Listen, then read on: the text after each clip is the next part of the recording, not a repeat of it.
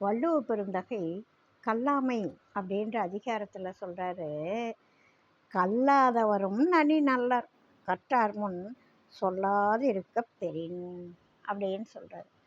படிக்கல ஒருத்தர்னா அது அவங்களுடைய குற்றம் இல்லை, அவங்களுடைய சூழ்நிலை அதுதான். சரி, பரவாயில்ல, அவங்களும் ரொம்ப நல்லவங்க. எப்போ தெரியுமா அவங்க நல்லவங்க அப்படின்னு நம்ம நினைக்க முடியும்? அவங்க படித்தவங்க 4 பேர் உட்காந்து பேசிகிட்டு இருக்காங்க. அவங்க விஷயம் தெரிஞ்சு ஏதோ கலந்து பேசிகிட்டு இருக்காங்க. அவங்க முன்னாடி போய் நின்றுட்டு அதாவது தனக்கு தெரியும் அப்படின்னு இவங்க காமிச்சிக்கணுன்றதுக்காக தப்புந்தாருமா போய் படித்தவங்க பேசிகிட்டு இருக்கிற சபையில் 4 பேர் இருக்கிறப்போ இவங்களுடைய அறியாமையை தன்னைத்தானே வெளிப்படுத்திக்குவாங்க சில பேர். அது மாதிரி இருக்கிறவங்க இருக்காங்க, இன்றைக்கும் இருக்காங்க. வாழ்க்கையில் நானே சந்திக்கலாம். நான் சமயத்தில் அந்த வேலையை நானே கூட செய்திருக்கேன். அதாவது ஒரு விஷயம் எனக்கு தெரியும் அப்படின்னா அது வெளியில் சொல்லிக்கணும், அவங்களாம் என்னை பாராட்டணும் அப்படின்ற ஆசை இருக்கும். ஆனால் எங்கே பேசணும்? நல்லா தெரிஞ்சவங்க முன்னாடி போய் ஒன்றும் தெரியாதவங்க நின்று பேசுனா எப்படி அது பாராட்ட பெறும்? இல்லையா?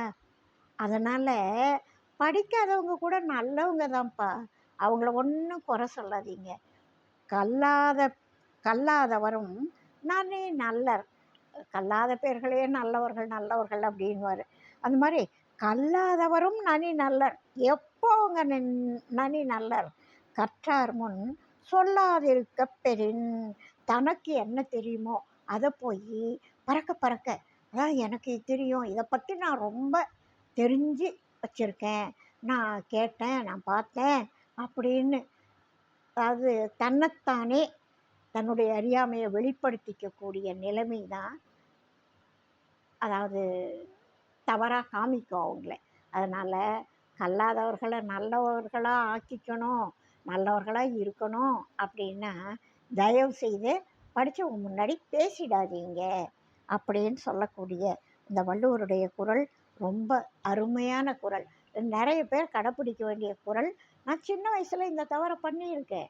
4 பேர் பேசிகிட்டு இருக்கிறப்ப எனக்கு என்ன தெரியுமோ அது போய் கடகடன்னு உளறி இருக்கேன். அதுக்கப்புறம்தான் அதை வயசு முத்தும் பொழுது நான் புரிஞ்சுக்கிட்டேன், அது தப்பு அப்படின்றத புரிஞ்சுக்கிட்டேன். அந்த சொல்லணுன்ற ஆர்வம் வேறு ஒன்றும் இல்லை, ஆனால் அது எங்கே சொல்லணும் எங்கே சொல்லக்கூடாது அப்படின்னு தெரிஞ்சு சொல்கிற பக்குவந்தான் உண்மையிலேயே கல்வி.